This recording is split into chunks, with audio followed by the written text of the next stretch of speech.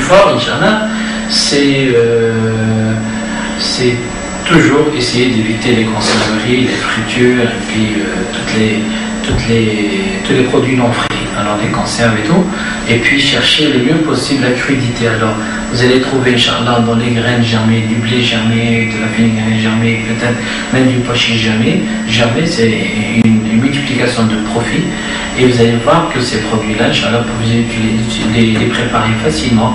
Même le maïs, Inch'Allah, vous pouvez le préparer chez vous, Inch'Allah, pour les salades et tout, et ça c'est une manière de travailler notre corps dans la santé, et surtout on trouve beaucoup de profits. C'est des anti-cancers, c'est des produits qui contrôlent la constipation correctement, le transit intestinal, qui nous donne beaucoup d'hormones de croissance, il y a beaucoup de vitamines, surtout le cru, ça c'est très important. Voilà, on peut encore essayer d'aller chercher tous les produits qui sont facilement préparés, c'est les jus crus, frais. Sinon les produits, là où la digestion elle est plus facile, c'est très intelligent parce que on ne va pas commencer à demander à notre corps, notre digestion, beaucoup d'efforts, et ça nous coûte de l'argent, ça nous coûte notre santé, ça nous coûte notre jeunesse, ça nous coûte notre dynamisme, ça nous coûte beaucoup de notre intelligence et puis de notre éveil. Et ça c'est des choses qu'on peut toujours essayer d'éviter, comme ça on est plus fort, Inch'Allah. Voilà, et puis je pourrais même conseiller les gens comme ça, ils font beaucoup d'analyse et de voir le médecin, car les gens qui ont l'hypertension, il y a les thromboses. Ce qui dit thrombose, c'est l'hémiplégie, c'est les paraplégies, c'est des organes qui commencent à ne plus fonctionner. L'œil, des fois, on peut perdre la vue, sinon il y a ce qu'on dit les nuages, et puis il y a la mauvaise vision. Et puis des fois, c'est la perte de l'association de l'ouïe, donc on ne peut plus entendre. Des fois, c'est l'appétit, des fois, c'est le problème cardiaque, c'est les accidents cardiovasculaires, c'est les thromboses. Et tout ça, on n'a pas besoin. Des fois, alors il y a des bouchons dans les vaisseaux qui vont vers les reins. Alors, donc ça demande des fois des dialyses et tout ça. Et voilà, c'est la prévention. Il faut prévoir. Comme ça, on est des gens qui sont avertis. Et comme ça, on n'a pas de problème. Car des fois, un accident cardiovasculaire, des fois, ça coûte de l'argent. Et ça peut aller même des fois à 400 000 dirhams. Et toute la fatigue, toute l'asthénie, toute la perte du temps. Pourquoi ne pas prévoir avant de tomber dans les pommes? Et puis, Inch'Allah, notre prévention, elle est intelligente, raisonnable. Pourquoi ne pas avoir des fiches? Et puis c'était suivi. J'ai fait une cure une fois par semaine. Donc je dois faire cette cure-là une semaine tous les 2 mois par titre d'exemple. Comme ça, notre corps il est Inch'Allah meilleur. Et pourquoi pas le sortir dans les montagnes, dans là où il y a l'oxygénation. Inch'Allah, on est les plus forts. Inch'Allah ta'ala. On est toujours content, joyeux, Inch'Allah.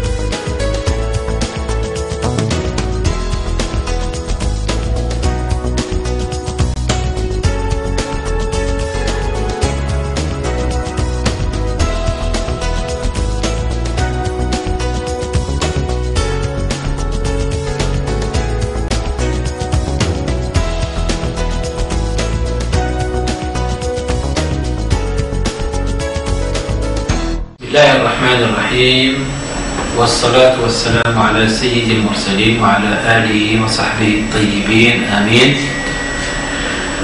سبحانك أنت العظيم، لا إله إلا أنت، نستغفرك ونتوب إليك.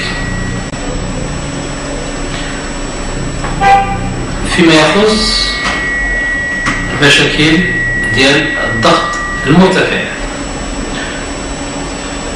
أو الضغط المنخفض، بخصوص فيما يخص الضغط المرتفع، وجدنا أنه الناس كي اللي تعيش هذا المشكل هذا، إما بداية فأول ما تتصاب به هو الضغط المرتفع، نظرا للقلق والعمل والضغوط النفسية، وإما تيجي نتيجة ديال مرض السكري، وشفنا أن المرض السكري تيتعب العروق والدورة الدموية والكبد وتيكون انخناق، وشي كله مع المدة تضعف الشرايين والقلب وتنتج على الضغط المرتفع، أو تيكون مشكل ديال الكوليسترول، تبدا تيشد الكالسيوم ويكون ترسبات في العروق، وشي كله تضعف العروق والقلب والدورة الدموية فتسبب الضغط المرتفع، أو تكون نتيجة ديال مشاكل الكلى ولا مشاكل ديال القلب ولا مشاكل ديال أمراض أخرى اللي الجسم تتصاب بها، السمنة أو شيء من هذا القبيل، وتلقاو أنه الجسم تتصاب بالضغط المرتفع. الضغط المرتفع الحلول المقترحة حاليا هما مجموعة من الأدوية اللي تهبطوا الضغط، والغريب وكاين الناس اللي تعيشوا بهذا المرض هذا 10 سنين 20 30 سنة، والغريب هو أنه هذا المرض تنتج عليه أمراض أخرى، من جهة أنه أدوية عندها دي كونتر انديكاسيون، عندها سلبيات في الاستعمال، كذلك تلقى أنه هاد الناس هادو ما استطاعوش على أنه يفهموا التغذية المطلوبة للإنسان، أنه خصو يلتزم بها حتى أنه جسمه يحاول يتقوى ويتغلب على هذا المرض ويعالج بشكل صحيح. من الناس اللي جاوا عندنا العيادة ناس اللي استطاعوا على أنهم يراقبوا الضغط المرتفع في 3 أسابيع، وكاين اللي استطاع يراقبه في الأسبوع الأول ديما تحت رعاية الطبيب، لأنه الطبيب مختص وتفهم خدمته شنو هي، فإحنا خصنا لابد نخليو الطبيب يقوم بعمله والمريض يبقى على اتصال بالطبيب. وكثير من الأطباء اللي ينصحوا من بعد ما تبعوا الناس معنا بالتغذية الصحية مشاو عند الطبيب قال أنه كاين اللي تعيشوا 18 الضغط ديال 18 استطاعوا على أنهم ينزلوا في الأسبوع الأول إلى 9 منهم عائلات اللي ولادهم فيهم لي فارماسيون فيهم دي ميدسان اللي استطعنا على أنهم من خلال المتابعة معهم ولادهم اتصلوا تيسولوا كيف أنه الوالدين بجوج تعيشوا ب 18 استطاعوا يهبطوا ل 9. حنا تيبين على أنه طريقتنا ناجحة وعطاتنا نجاحات، ولكن ديما مراقبة الطبيب حتى العمل يمشي بشكل علمي بشكل منظم بشكل منهجي بشكل اللي المريض يستفد صحيا. كاين الناس يمكن لا خصني نحيدوه أو من الوهلات ولا بداية تنقول له خطأ، لأنه الجسم بحالات ياخذ العلاج وياخذ العلاج ياخذ